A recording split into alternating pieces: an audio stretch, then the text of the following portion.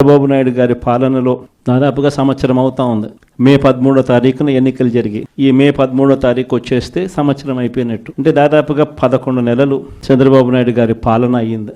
ఈ 11 నెలల కాలంలో ఎక్కడైనా కూడా నాయకుడు అనేవాడు ఎలా ఉండాలి? తాను చేసిన మంచి పనిని చూపించి నేను ఈ మంచి చేశాను కాబట్టి ప్రజల దగ్గరికి వచ్చి ధైర్యంగా చిరునవ్వుతో ప్రజల మన్ననలు పొందుతూ వాళ్ళ ఆశీర్వాదాలు తీసుకునే కార్యక్రమం ఎక్కడైనా జరగాలి. కానీ 11 నెలల కాలంలో చంద్రబాబు నాయుడు గారి పాలనలో మనం చూస్తూ ఉన్నది ఏమిటి అని అంటే, సూపర్ 6 గాలికి ఎగిరిపోయింది, సూపర్ 7లు గాలికి ఎగిరిపోయాయి.